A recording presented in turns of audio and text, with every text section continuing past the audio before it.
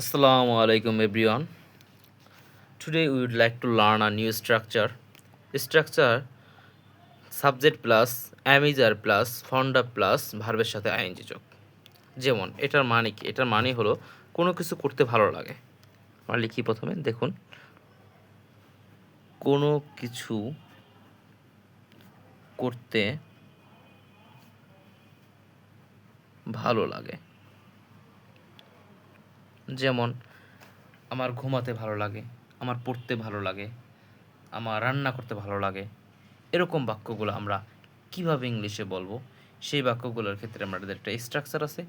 স্ট্রাকচারটি যদি আমরা ফলো করি তাহলে এই ধরনের বাক্যগুলো আমরা খুব সহজেই বলতে পারবো। স্ট্রাকচারটি প্রথমে ব্যবহার করবেন আপনি সাবজেক্ট, তারপর হলো বি ভার্ব। আশা করি আপনারা জানেন বি ভার্ব মানে হলো এম, ইস, আর। তারপর হলো গিয়া ফন্ড অফ প্লাস ভার্বের সাথে আইএনজি যোগ প্লাস এক্সটেনশন। এই স্ট্রাকচারটা ফলো করলেই আমরা এই সমস্ত বাক্যগুলো বলতে পারবো।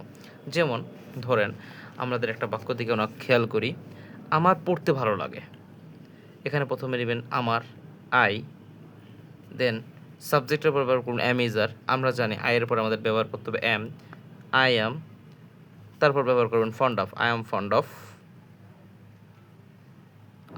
অফ, আমার ভালো লাগে। কি করতে ভালো লাগে স্যার? পড়তে ভালো লাগে। আই এম ফন্ড অফ পড়া ইংলিশ কি স্যার?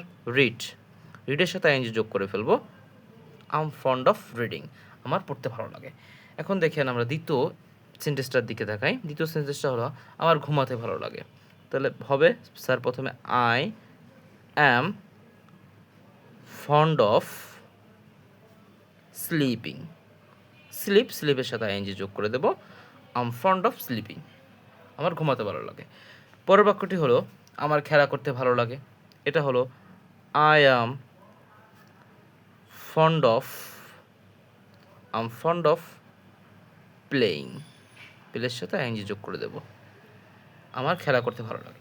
এবার পরের বাক্যর দিকে আমরা তাকাই, তার ভ্রমণ করতে ভালো লাগে। এখানে সাবজেক্টটা হলো তার মানে হলো গিয়ে স্যার হি।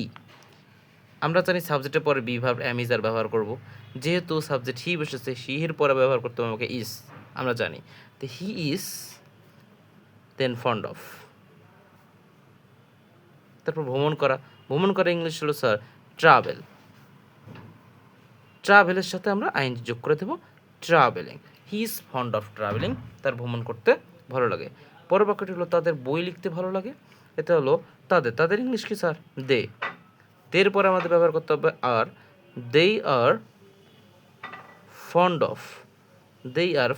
অফ বই লেখা ইংলিশ কি sir? They are fond of রাইটের সাথে আইএনজি যোগ করতে হবে, they are fond of writing.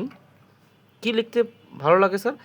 Books. তো সেজন্য বলতে হবে they are fond of writing books, তাদের বই লিখতে ভালো লাগে। এখনই কমেন্ট করে জানাবেন তাদের ফেসবুকে চ্যাটিং করতে ভালো লাগে।